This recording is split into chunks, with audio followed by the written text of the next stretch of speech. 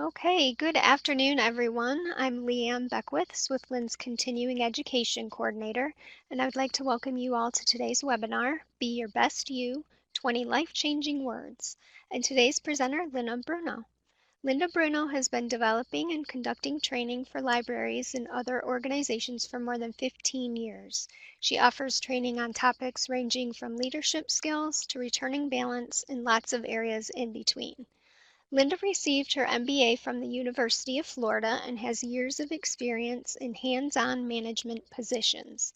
She develops her trainings based on solid research and, more importantly, real-life application. Linda is also certified with DDI and Achieve Global. Please help me welcome Linda and enjoy her webinar. Thanks so much, Leanne, and welcome everybody to today's session. I have a true confession before we get started. I mentioned to Leanne before the session started that this kind of a refresher is always good for me too, because life happens every day. And even though I guess some people would call it kind of a laser focus on making sure I'm doing the best I can in my life, I think that sometimes days go by and I don't really think about these 20 life-changing words.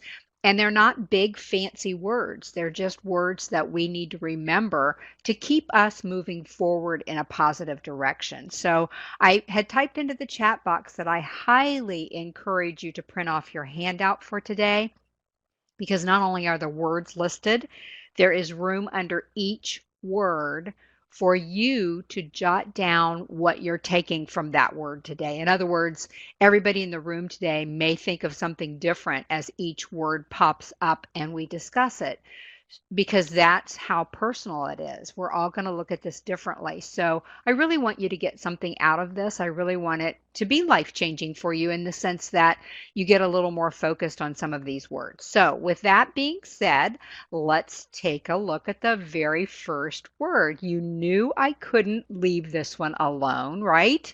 Because attitude is so much of how we move through life. You even see at the top of your handouts on page 1, it says, your life does not get better by chance, it gets better by change. And so that has a lot to do with your attitude. As I've put together this program, I've been jotting down some quotes that I've seen in any number of places. I read lots of magazines and articles and books, and sometimes I even get a quote out of a novel that really strikes me. So I'm just going to read a few of those that I jotted down to myself. And if any of those strike you, write down the core idea of that particular quote. The first one I have written down was by Epictetus, way back when. It's not what happens to you, but how you react to it that matters. And isn't that kind of all encompassing for the word attitude? It's not what happens. What are we going to do with it? How are we going to react to it? And if we do react, let's say, vehemently, angrily, resentfully, or whatever, the next step of our attitude is how long are we going to stay there? Because if we stay there for a long time, that will also change our lives, won't it? It will lead us in a negative direction. Another quote from Stephen Covey, we all remember him. He died a few years ago, but he wrote the 7 Habits of Highly Effective People, First Things First, several other books, and his company is still very alive and well. He said, I am not a product of my circumstances. I am a product of my decisions. I'm going to share attitude is everything, Jan. It can make or break you, absolutely. And here's what happens too with our attitude. We let other people influence it, don't we? Instead of me saying I'm not a product of my circumstances, other people try to make me feel bad about my circumstances. And that actually happens in my life. Last year, I was at a lunch for, I think, Easter or something, and one of my neighbors said to me, she knew my background. My dad was an alcoholic. Lots of stuff had happened in my childhood. And she leaned over and she said, it's just too bad about your dad. Now, folks, I'm not a youngster anymore. I've lived with that reality for many, many years. I've addressed it. I'm okay with it. Would I rather it have been different? Sure. And I said, "No, it's okay. I'm fine with the way I grew up." "Yeah, but it's just such a shame that your dad drank so much and you didn't have a happy childhood." And I said, "You know what? My dad taught me good morals, a good work ethic. He taught me respect for other people. He provided shelter for me and food and clothing. I don't have any complaints." And she said something else, and I just looked her straight in the eye and I said, "I'm not a victim." Do you hear an attitude there was a little bit on the verge of being a little maybe aggressive with her, but she just wouldn't let it go. And I thought, you're not going to talk me into feeling bad. So, do you see how that can really make a difference in what you perceive your life as when you allow other people? And I'm going to add to that other things we see on social media, things we see on the news, things we see in TV programming these days. Just all kinds of things can influence our attitude. So I just want to encourage you that this is a word that sort of umbrellas. Hi, Stephanie. Thank you. Umbrellas. Everything else we're going to talk about today is our attitude. Now, I'm also going to be honest with you and tell you that some days my attitude stinks. I'm going to be really honest with you and tell you that I got into a funk about 2 weeks ago that I don't even know where it originated. And I knew it was there. And I could not, for the life of me, figure out what to do about it, how to overcome it. And so I journaled a lot during that time. And some things came to light for me that I hadn't even realized for forever, since some things happened in my life. Some of you know my husband passed away 2.5 years ago, and I thought I had dealt with all of that, but some things bubbled to the surface. And lo and behold, once I recognized that and decided it was my choice on what I was going to do about it, then my attitude changed, and it was such a relief. So just be aware of your attitude, please. By the way, at the bottom of page 1, you all have my email address. I give this out every session because it's that important to me that you take something away from today. And if I say something that you want to flesh out a little bit more, or if you've got something that you would like to throw out to me for an objective viewpoint, I'm always happy to respond to that. So please feel free to use that email address. And that could be today, it could be a year from now, 5 years from now. I'm always happy to respond. The next one is about awareness. Are you aware of your surroundings? Are they cluttered? Are they ugly? Are there lots of tolerations laying around that you haven't taken care of? I will tell you one that I have right now that's very high on my awareness, which is going to sound silly. But yesterday, my cat got startled just as she was jumping up onto the table that she has her food dish on, which happens to be in front of a 22-foot window with vertical blinds. She got startled, and so she dove down into the blinds, and you can imagine what happened. The blinds started rattling and carrying on, and that scared her, and she looked like an Olympic athlete. And so she's spinning around and she snapped one of the blinds in half and cracked two other ones. And so that half a blind is laying out on my kitchen counter for me to fix tonight because it's one of those pieces of awareness that can affect my attitude. It's just something hanging out there. So something that small can affect us. Our tone of voice. How are you talking to people? What's your body language like? What conclusions are you drawing based on what people say to you or their tone of voice or how they're acting with you? Are you aware of your own emotions? Do you know when you're showing irritation or frustration or anger or lots of the negative things that can put our lives in a bad direction? That's up to you, isn't it? That's that awareness piece. Now, here's the thing with awareness. It's not really helpful for us to say, I know I'm a grumpy person. That's just who I am. And I have somebody in my life that says that. And I have come back before. You have a choice over that. It's up to you to change that. So have that awareness about yourself. Henry Ford said, if you think you can, you can. And if you think you can't, you're right. So again, a sense of awareness that can help you have a better attitude. Yes, exactly, Natalia. The tone of our voice is huge. I'm going to be very, you all know I will tell you the truth even when it's ugly. And sometimes when I have a customer service issue where I'm the customer, I will actually do a computer chat rather than call them, because if it's been something that was negligent or they just didn't take care of it like they said they would, I know I will get frustrated by that and I know my tone of voice will come out. So what I do instead is I put it down very calmly, assertively and firmly, but very calmly, and I either send it in an email or I do a computer chat. And that way we can go back and forth without my tone of voice affecting their attitude, because it will, won't it? We're all human and they'll get defensive. So be careful of your tone of voice. I also want to mention to you as we go through these 20 words, every one of these words can be used in your personal life, not just in your workplace. I think you all know that, but I need to put it out there to help you understand the connection between your personal life and your workplace. So you need to have these things in place in your own life as well as at work. Number three, our emotions. I touched on that a bit, but there is a whole field of study on what's called emotional intelligence that did change my life many years ago. I had a client that said, "Gee, Linda, I've got some people that would like you to do something on emotional intelligence." And I thought, gosh, I've heard of that and I've seen little snippets about it, but I'd never really researched it. And I said, great, I'd like to do that, not realizing that it literally would be life changing for me. So I read a couple of books on it. It took me about 6 months to delve into it and really get immersed in it.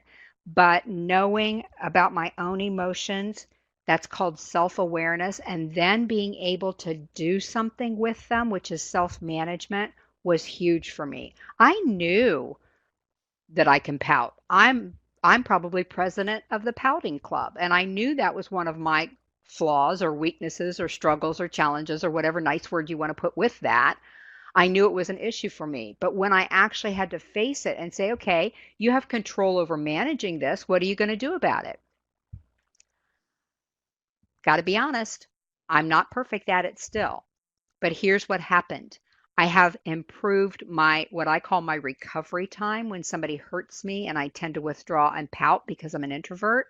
My recovery time is so much quicker now. It's in minutes instead of days like it was before. I'm responsible for that. I can't say Leanne made me mad because Leanne didn't make me anything, did she? And yeah, by the way, I've never gotten mad at Leanne, so that's not even an issue. But using her as an example, I've allowed my emotions to take over if I've gotten angry at somebody.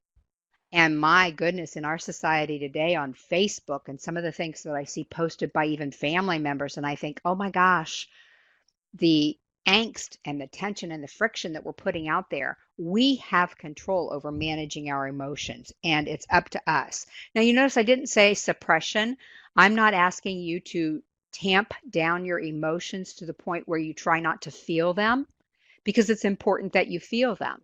The idea is to control them and manage them and handle them in a productive way. I had a lady walk up to me at a program once and she said, "I'm trying to figure out if my emotions are okay." And I said, "Let me just clear that up for you. Your emotions are fine because they're your emotions." The question comes in when we ask ourselves, what are we going to do with those emotions and how are my emotions affecting other people? That's called social awareness, which is also a part of emotional intelligence. If I'm pouting and I've got a close relationship with somebody, then I'm affecting their emotions, aren't I? Now they're allowing me to do that, but let's face it, as human beings, we allow other people to affect us, even though we know we don't have to. So I need to be aware of that too. And maybe if I'm hurt, I need to deal with why I'm hurt before I address it with another person so that I'm socially aware of the interaction we're going to have together. That too can be life changing. Number four is one of my favorites. I was listening to Contentment is the word. I was listening to Dave Ramsey this morning while I was doing my exercises, and his daughter Rachel Cruz has segments on the program. And she says, I want to help you be happy with your life, not theirs. In other words, don't compare yourself to other people. A friend of mine said once, comparison is the thief of contentment. So we need to figure out what we're content with. Would you just type into the chat box something that you're content with today? Let me give you, I'm going to throw out some ideas. Your looks, your age, your background, your finances, relationships, health, work, where you live, how much education you have. Lisa says, I'm content with my job today. Yay. And Deborah said, family. I see a lot of you are typing. I want you to focus on that. You may have to go back occasionally and look at it. Best job ever, Dwayne says. I love that. No, sir, Dwayne, I have the best job ever. Terry says, my finances, good for you. And Tony, family. Padmina said, family and kids. Jan's family. Natalia's new countries. Wow. Shannon says, friends and family. Jasmine, health, family. Michelle said, talents. Look at all that stuff we have to be content with. Danielle said, friends and family. Ursula said, life. They're scrolling pretty quick now, so if I miss somebody, I apologize. Karen said, content being an awesome mother. I love that. Ruben said family, and Stephanie said health and love and learning. Learning is a big one for me. Dora said almost everything. Leo says sexy looks. I like that one. But do you see what I'm saying there? And the reason I said you may want to write it down because there are going to be days when you don't feel contentment. It happens to all of us, even for the things that you just listed. There are other days where you might not feel content with what you put in the chat box, but it can be life changing. And some of you have heard me say before, if you've never started a gratitude journal, that was another thing that changed my life just over 2 years ago. And this morning I wrote, I think it was number 2389 in my gratitude journal since July 22nd of 2017. And that's what helps me keep focused on contentment. It might be for a beautiful flower I saw on a walk with the dog. It might be that the dog actually went for his walk, or fresh almonds, or any number of things. But that's what helps me keep focused on the things that are good in life. Coffee, yes. I just tried pour over coffee, Stephanie. I don't know if you've ever tried that before, but that was fun. And I've been doing that the last few days, which is kind of neat. Jasmine said, Karen, I may need some advice in the gratitude journal.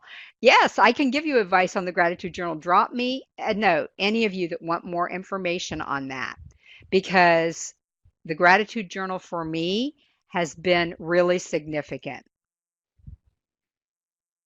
And as I said, I think I might be on number 2389. It's well over 2300. And amazingly, there aren't that many repeats because I've intentionally been very specific. When I read the grief journal that suggested I do this, it said start a gratitude journal. I thought, okay, I've heard of that before, yada, yada, yada. I'm going to try it. So I sat down and I wrote down my health, my home, my work. The next day, I opened the same book and it says, don't just write down your health and your home and your work. And I started laughing because it's exactly what I'd written. He said, be very specific because if you write down your health and your home and your work, you run out of stuff in a couple of days. And all of a sudden you think you don't have anything to be grateful for and to be content about. So then I got very specific and I love it. Sometimes it's my warm fuzzy blanket when it's 37 degrees outside in Florida. So think about that. New webinars. Yes, a gratitude journal webinar. Is that what you're talking about, Stephanie? We might have to try that. The word rich. Society really confuses us about this word, I think. All of us, pretty much. Because seeing everything in the news that says I should have $82 million by the time I retire, I'm being a little sarcastic there. But seriously, there is no way I can live long enough to accumulate the amount of money they think I should have before I retire. And it can lead to discontent.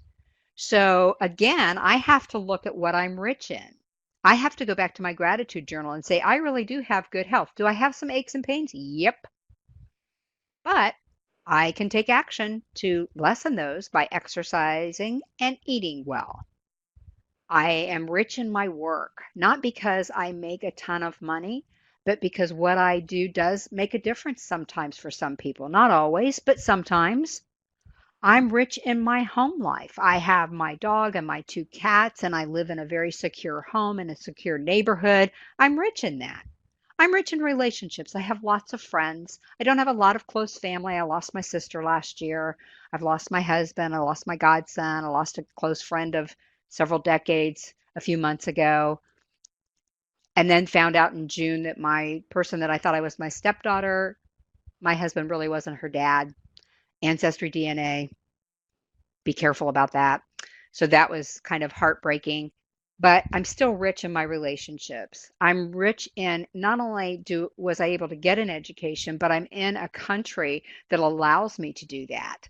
And although I didn't go to the level I would have liked to, I would have liked to have had a PhD, but there's that comparison thing again. Somebody said in a class I was in once, you just have an MBA, right? And I felt that knife to my heart. And I thought, and I said, yeah, I just have an MBA. Oh, I didn't mean that. And that was coming from a PhD. There's nothing wrong with a PhD. Wish I would have had the money and the time to do that, but I didn't. I'm rich in what I did. Yeah, it is, Doris, for me because of where I'm at in my life, and I'm okay with that. I can't take 5 years off or the money out of my retirement account because I did that for my first two degrees. Thank you, Natalia. I appreciate that comment. But yeah, for most of us, I mean, I got my degrees, Doris, when I was in my 50s. Okay. So that tells you something right there. But we're all rich, aren't we? We're rich because we can sit here on a webinar and do this today. What's your living environment like? Are you out in nature? Do you have trees and flowers and grass around you or the beach and water? I'm going to tell you at least once a week, I get in my shower and think how rich I am to have hot water flowing over me. Exactly, Sylvia. We only think of cash we have when we think of rich. And then, even if we have stashed away a pretty good pile, it's never enough, is it? I was just reading something on that yesterday, and it said it doesn't matter whether you have a little or a lot, it's never enough. So I'm rich in my environment. I have electricity. I have coffee. I'm rich. I have Lindt chocolates in my cupboard that are dwindling very rapidly. So just think about that. Learn. One of you said that earlier. We have the opportunity, especially in the library world, to continually learn. People are always, my neighbors, I live in a retirement community, are always saying, oh, when are you going to retire? And I have been very assertive with them of recent note because it's irritating to me. And I will just say, I hope I never have to retire. Here's why. Let me read you something that was on my husband's computer, taped to his computer that I didn't even know was there until after he died. It says, how dull it is to pause, to make an end, to rust unburnished, not to shine in use, as though to breathe were life. That's from Tennyson's Ulysses. I love that. We get to learn every day. It may be learning something we shouldn't do, learning something we wish we hadn't, like sometimes when I watch the news or whatever, but we get that opportunity, and that can be life changing. Growing in self awareness. I'm hoping that for everybody in the room today, you've had a little glimmer of growth in your self reflection and self awareness today, in your mindset, in your perspective about life and your work and your relationships and all those kinds of things. That's growth, isn't it? And I'm hoping that for all of you. We also grow in skills and knowledge and experiences, and that's all good stuff too. But a lot of our growth that we can be really thankful for, that really changes our lives, happens on the inside. So consider that when you're doing something that's helping you grow, even if in the moment it feels stressful or it feels negative. It's, you've heard the old saying, what doesn't kill you makes you stronger. I had somebody in a workshop once. I don't use that saying very often, but she mumbled under her breath, or it just kills you. I thought, okay, attitude. We got to look at our attitudes, don't we? Encourage others. Type a note in the chat box, not somebody you've already encouraged, and you don't have to even give us names, but the relationship that you have with this person. Who could you encourage in the next 7 days? Maybe it's a coworker, your supervisor. They never get encouraged, it seems like. A volunteer that works at your library, a patron that comes in that seems like they're a little disheartened, your significant other, whoever that might be, your friend, your parents, your kids, your siblings, yourself.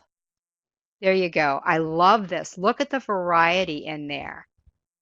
Look at the variety. Daughter-in-law, daughter, friend looking for a job, coworker who recently left, best friend, daughter, niece, husband, myself, my nieces, my grandson, wife, two friends, the kids who come into my library, my spouse, coworker, my friend going through IVF. Oh my goodness, I want you all to remember what you just typed into the chat. I can't follow you around with a stick and make you do this. But yesterday I put in the mail, it might have been Saturday. I have a friend who has had remnants of inflammatory breast cancer floating around in her body for 20 years. She beat it, which is a little unusual in itself because it's a very aggressive kind of breast cancer.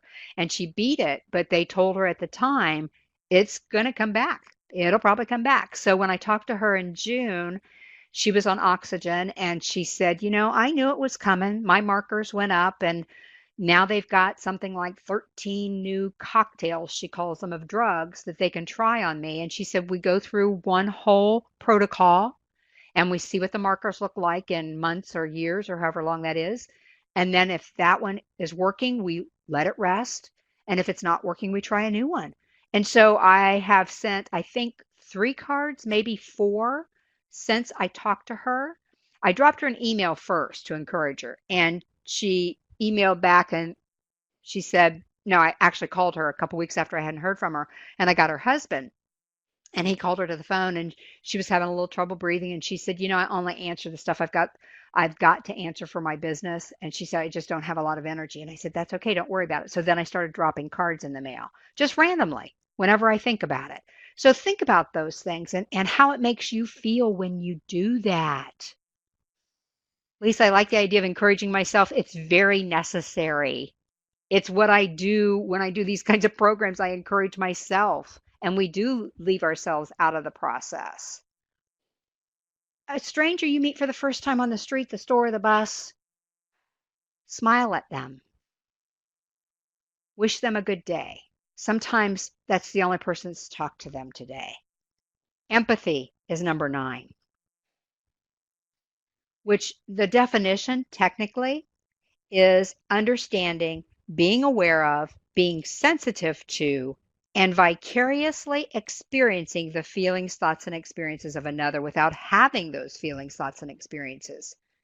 You're doing it in an objective way. You're saying, wow, I can only imagine what they're going through. And you try to take that in so that you understand them better. Here, we talk about this a lot, but in our world today, we say we have empathy for everybody. We treat everybody fairly. And yet, our human nature tends to only have empathy for the people that think like us, wherever that is on the realm.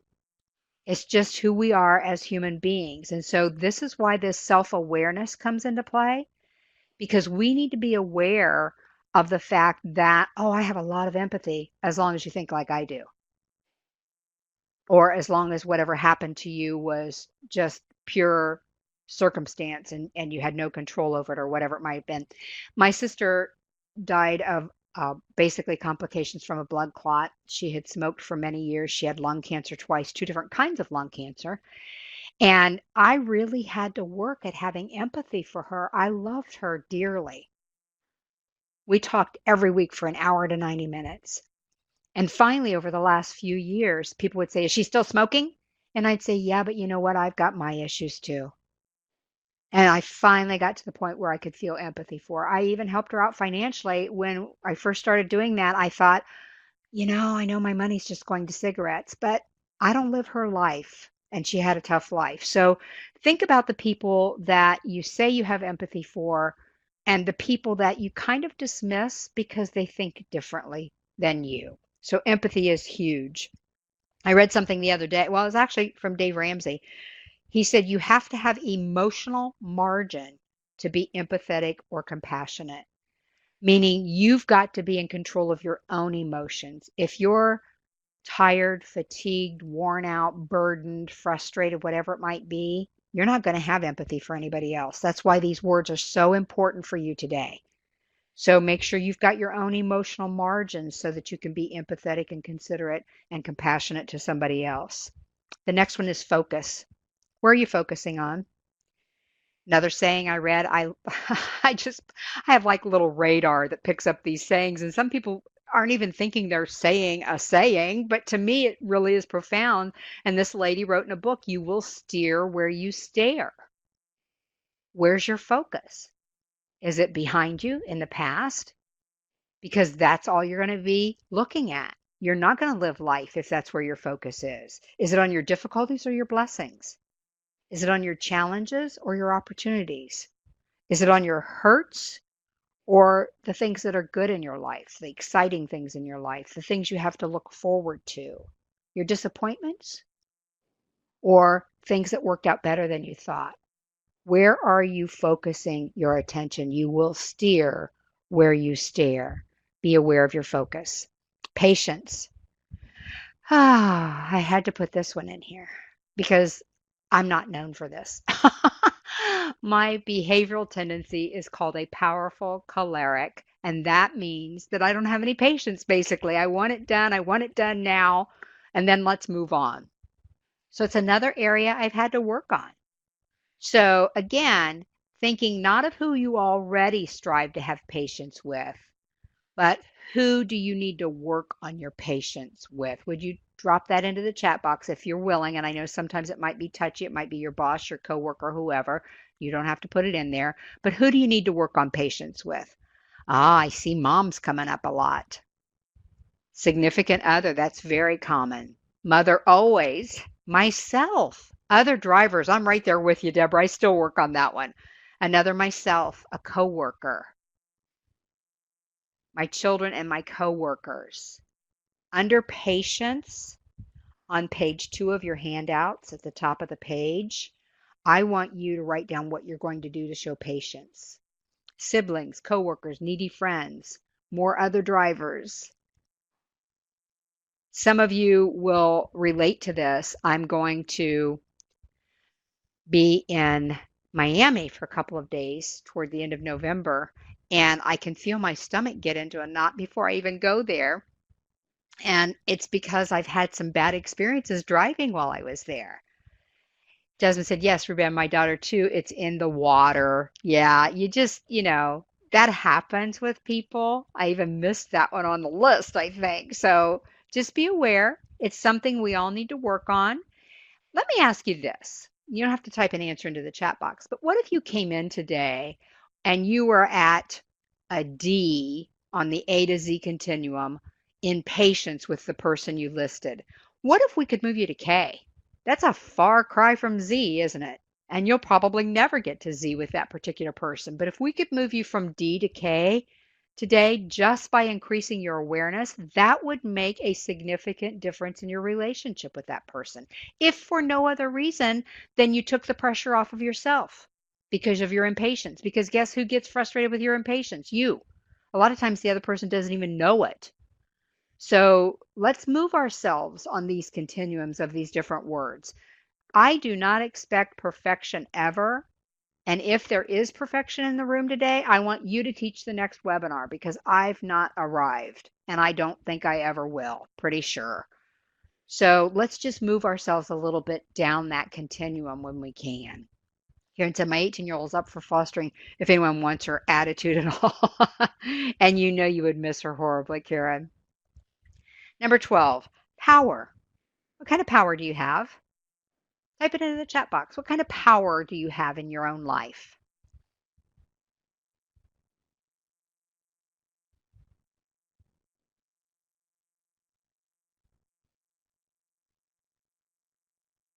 Influence, absolutely. Equal partner in marriage, only over myself. Deborah said none. You do too, Deborah. We're going to have an after class session. Yeah, you do have power, believe it or not. You have the power to be patient. You should have power over your thoughts, right? And sometimes they get away from us, don't they, Lisa? But here's the thing. My husband used to say to me, he struggled with that a lot in our early years together. And he'd say, how do I stop those thoughts? And I said, you don't stop them. You can't. They're going to come. What are you going to do with them? And that's where you have the power, isn't it?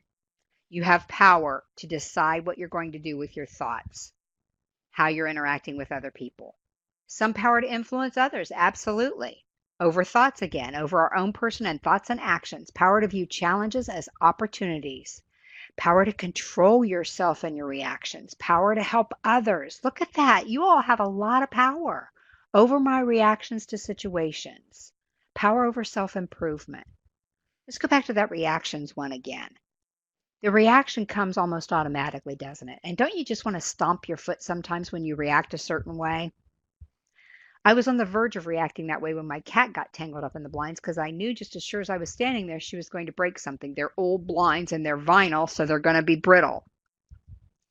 And I stopped just for a second and thought, she's scared to pieces, poor thing. And I got control of that and went on with my day. I had the power to do that.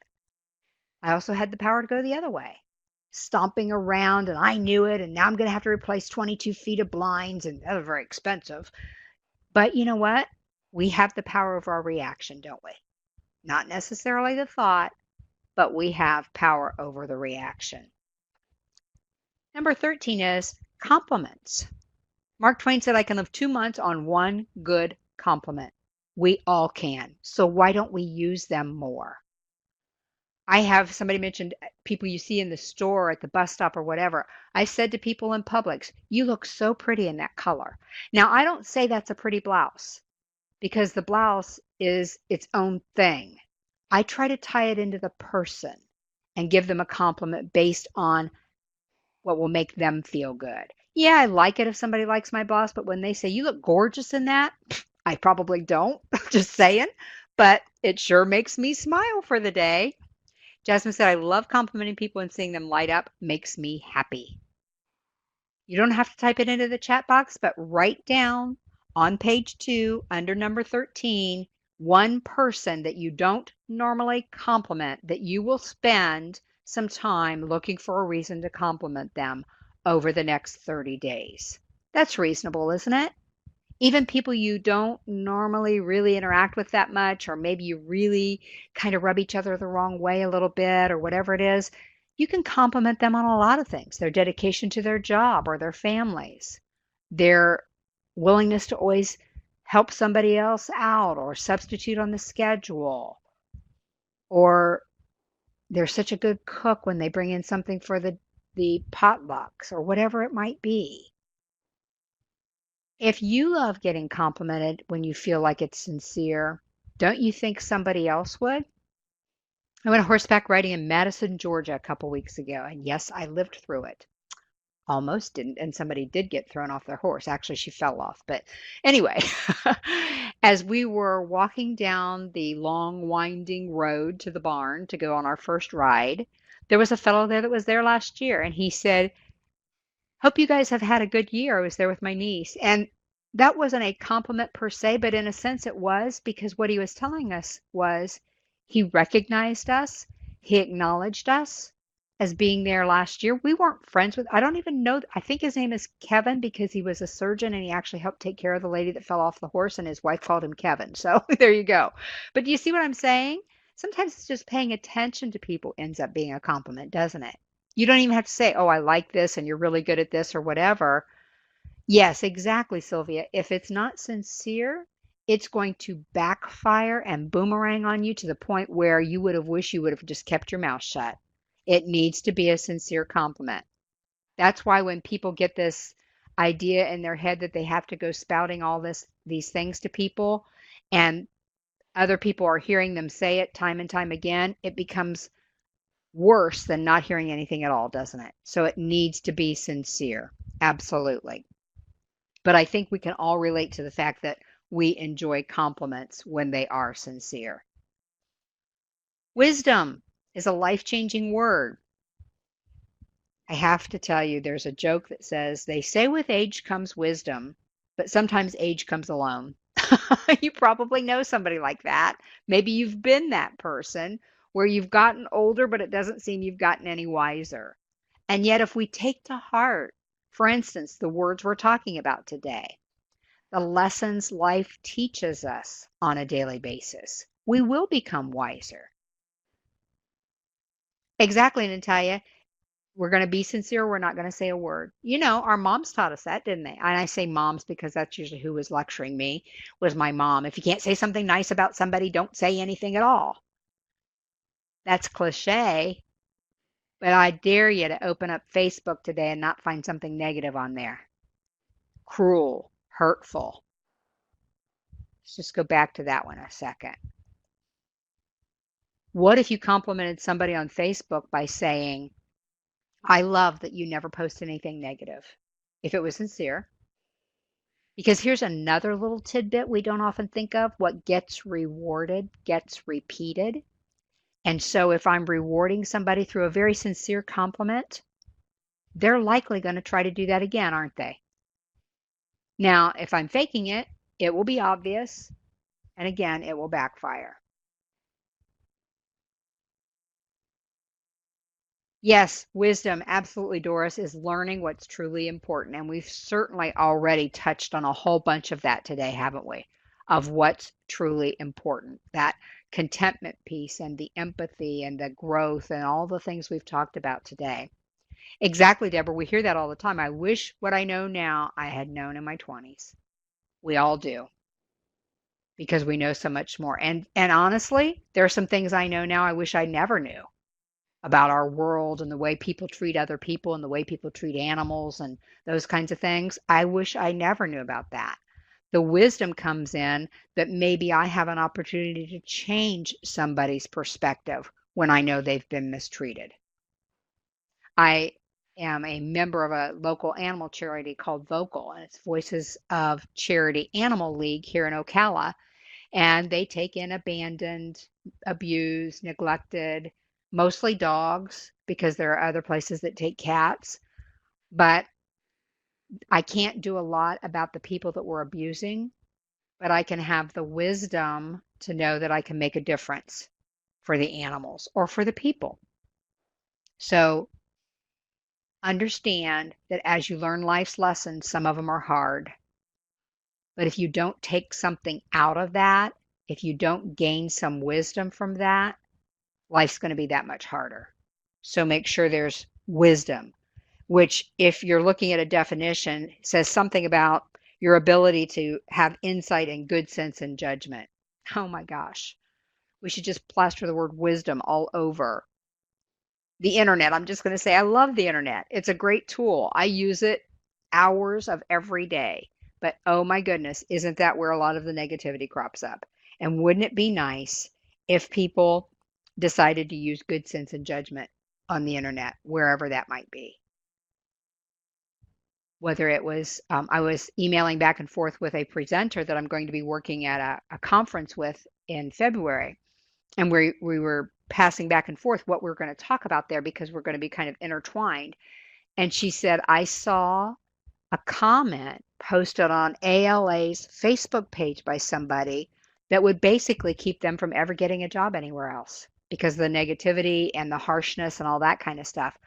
How can we not have that wisdom when we hear about it every day? We hear about people not getting hired. We hear about people getting fired.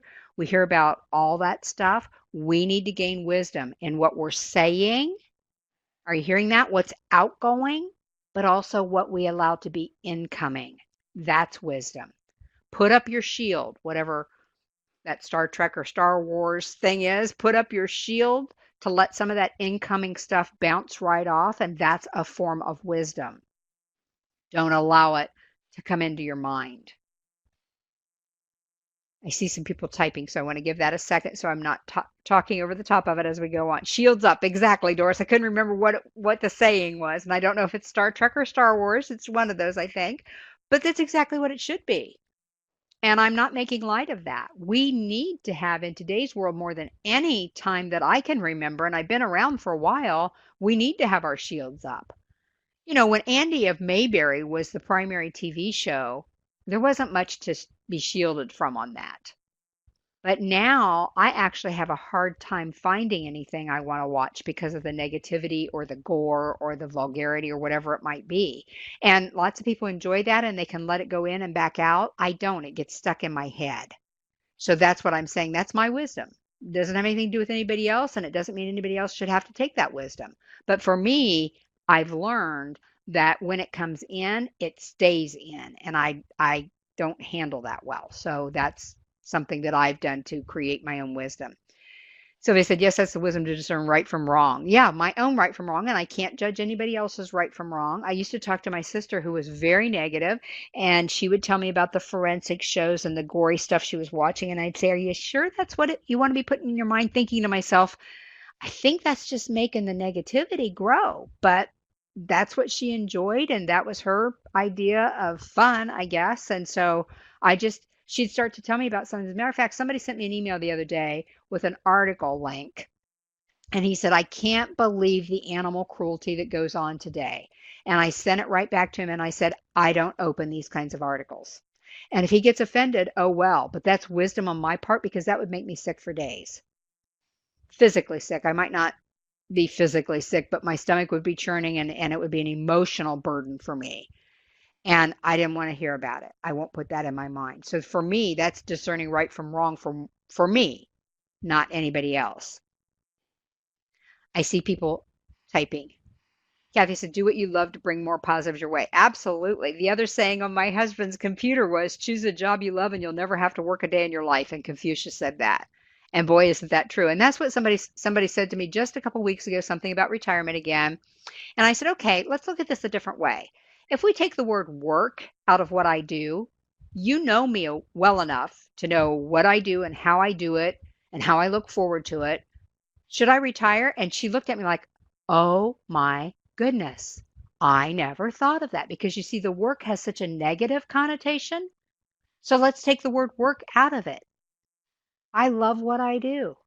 Yeah, there are pieces of it I don't enjoy, but heck, there are pieces of what I do around my house that I don't enjoy. I don't like to vacuum, but I do it anyway.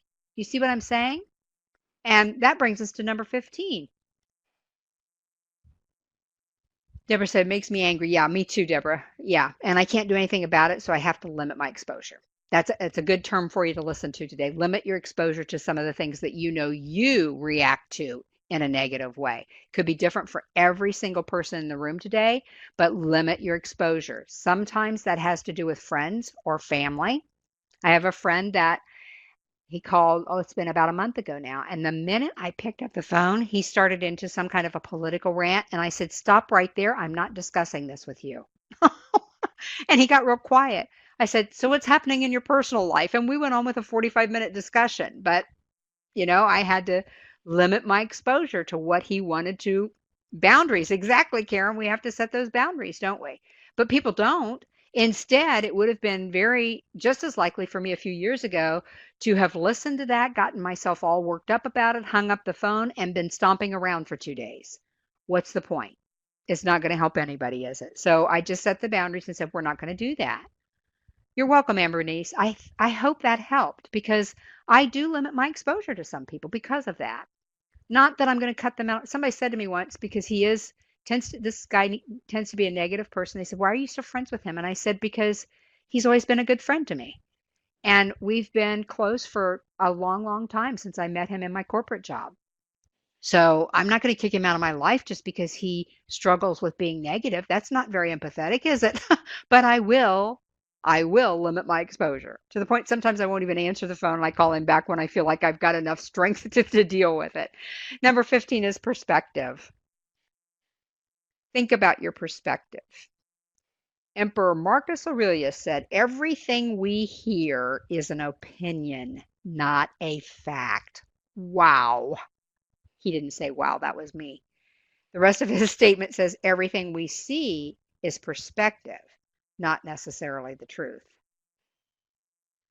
Whew. Wow, we could always use that lesson, couldn't we? Especially today, in our society today, in our culture today.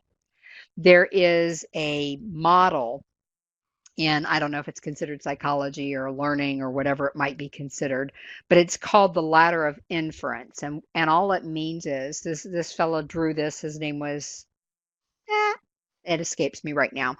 But anyway, he drew a ladder. And at the bottom, he said, the reality and the facts are there in front of everybody. Oh, Michelle, which one? Oh, the one from Marcus Aurelius. Everything we hear is an opinion, not a fact. Everything we see is perspective, not necessarily the truth. It's so true. And if I've missed any of these, and sometimes they come to the top of my head and I don't even remember what I was just talking about because I get excited, and I apologize for that. But if I miss anything, drop me an email and say, when you were talking about this, do you remember what you said when? And I'll be happy to try to come up with that if I can. But anyway, on the perspective, the ladder of inference is that whatever I look out at my window is there, isn't it? That's reality. What I visually see with my eyes is reality. What I audibly hear somebody say is reality. But I select from that, don't I? I may look out at my neighbor's house and see only that they didn't mow their grass, when in reality, everything else looks beautiful. So I select my reality and I interpret that. And I might interpret it that they're going to ruin the neighborhood. I make assumptions about that. They don't care about their house. Or maybe I assume that somebody's sick and I draw conclusions based on that.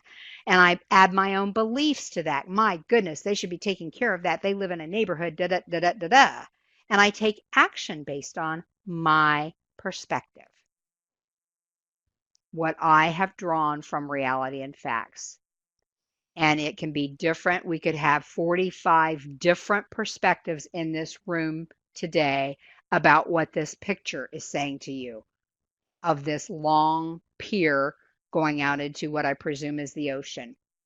Some For some of us it might be scary, for some of us it might be exciting, for some of us it might be calming. Do you see what I'm saying? It's the same picture, folks. What happens in life happens in life. Exactly, Jan. Relaxing, and I'd love to be there. Yes, and by myself, by the way, because I'm an introvert. So think about your perspective. How do you perceive some of these things? Aristotle said, knowing yourself is the beginning of all wisdom. That's something that I have hung on to since I read it a few years ago. And when I talked about emotional intelligence changing my life, learning my behavioral tendency changed my life, and learning that I'm a very high introvert significantly changed my life. I've had people telling me for years I couldn't possibly be an introvert because of what I do for a living, but I am. And it's my perspective. And that's that wisdom we talked about earlier, is knowing myself, setting those boundaries, like somebody mentioned earlier, limiting my exposure. All of those things lend to my perspective. So remember, everything we hear is somebody's opinion. And I even include that with what I teach, because I can read 2 books in 3 months and they contradict each other on the same theory. I have to hopefully discern and use my own wisdom for me and say, okay, this makes more sense the way I look at life, my perspective. And so this is the theory that I'm going to talk to other people about. Because some of them will take something and twist it around and it becomes really strange. So understand that your perspective is your opinion, not a fact. It's not necessarily the truth. It's your truth, and that's perfectly okay. But it doesn't mean it's going to be Deb's truth or Leanne's truth or anybody else's in the room's truth. It's our perspective, isn't it? Number 16, appreciation. When's the last time you said a sincere thank you to somebody? When's the last time you wrote on a thank you note that you can get 8 for $1 at the dollar store, an actual thank you card? Who could you thank for something in the next week? Would you type that into the chat box that you don't typically acknowledge? Who could you thank for something in the next week? Again, coworkers, supervisors, significant others, friends, parents, anybody in your life. I guess yesterday was First Responders Day, and I didn't know it till today when I was listening to Clark Howard while I was exercising. I listened to him during the treadmill. I listened to Dave Ramsey while I'm doing my strength exercises. So Clark was saying that there was a special deal, and I can't even remember what the deal was because I knew I wasn't a first responder, but those kinds of people. I'm going to look at this because I want to read this. My kids, wow, coworkers, supervisor, staff, could thank them more often. And write it, Michelle, if you get a chance. Oriental Trading Company, if you don't want to use the thank you cards at the dollar store, Oriental Trading Company has what they call mini praise cards. And they're They're maybe an inch and a half or 2 inches by 3.5 inches or something like that. They're small. They have envelopes, so they would be private. On one side, it might say awesome, and you turn it over and you can write a note, or it might say A plus or ninja skills or something like that.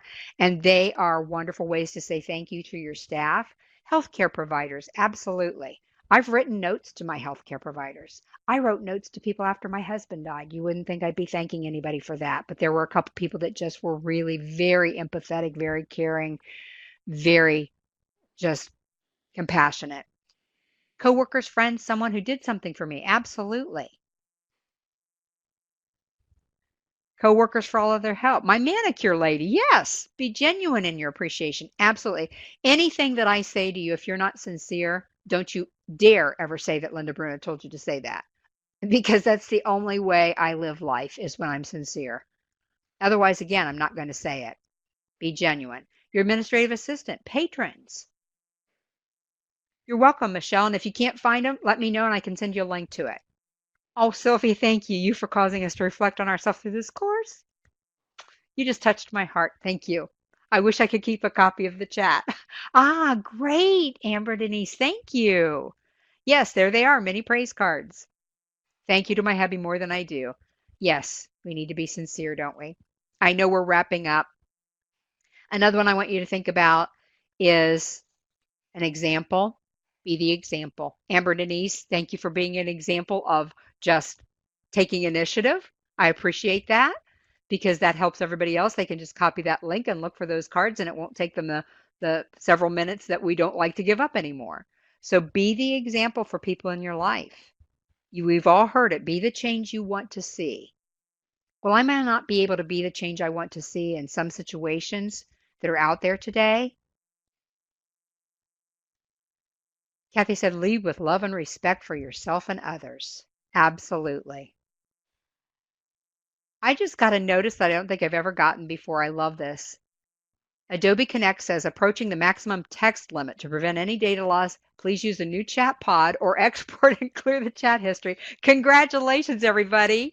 You just put more into the chat than has ever happened in our classes. I love that. Thank you. And thank you all for being the example of being willing to share and being willing to be reflective today, because that's what it's all about, isn't it? If you're not going to be reflective, then you've just spent an hour of your time that you got away from the desk. Good for you, but it didn't really change your life, which is what I promised you in the title of this program. 18, reflect. We just talked about that. We should, and I know I'm not supposed to say should, but it would be helpful if everybody in the room today would take your handouts and your notes that you wrote and reflect on them shortly after the webinar, but put them someplace where you can pull them back out in a week or two and look at them again, and maybe in 6 months and maybe in a year, because these are the things that are never going to change. These are the words that can impact you now and next year and 5 years from now if you choose to reflect on them. That takes courage, doesn't it? Everything I've talked about today is going to take courage because we're going against the grain with a lot of this stuff. People don't want to be empathetic. People don't want to have patience. People don't want to gain wisdom.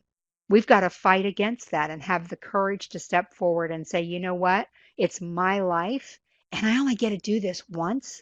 And every single 24-hour period that goes by is gone forever. Forever. Does that mean I use them all well? Now, the last couple weeks, I told you, were pretty tough. Does it mean I reflect on that and say, okay, Linda, what's going on? Get your act together. This is no way to go through life. Absolutely. It took me longer than I would have ever expected. Totally caught me off guard when this happened. Have the courage to step back and say, what is going on here? How can I handle this differently so that I can move forward in a positive way? And you knew this was coming. You have to make a choice to do all this stuff. There was no magic wand I was able to wave over you all today to make all of these words be incorporated into your lives starting tomorrow or starting at 3:01 today. You have to make that choice, don't you? So the question becomes at the bottom of page 2, what choice are you going to make after today's session? What are you going to plug into that's going to make a difference for you and going to change your life? It may not be drastic. It might be, which would be wonderful. But what's one little thing that if you really got consistent about it and focused, remember that was one of our words, that you could actually make a difference in your life? From birth to death, what's life? But what's between B and D? It's a C. So what's a C? It's a choice. Our life is a matter of choices. Live well, and it will never go wrong. Thank you, everybody, for being here today. You know you can always reach out to me. I love that when people do that, and I appreciate it. I had a comment about what is life was my lock screen for years. I had never seen it. I just saw it recently, and I thought it was very pertinent to this. Thank you, everybody, for being here today. Let me know how I can help, and I hope something in today's session will change your life. Thanks. Okay, thank you, Linda, for an informative webinar. Attendees, if you enjoyed this webinar, we ask that you join us on Wednesday, December 18th at 2 p.m. Eastern Time for Linda's next webinar, Be Your Best You, Motivation from the Inside Out. As always, we encourage you to keep an eye on the Swiftlin Continuing Education calendar, Swiftlin Facebook page, or your messages from the listserv for more training. Thank you, everyone, for attending, and have a terrific rest of your day.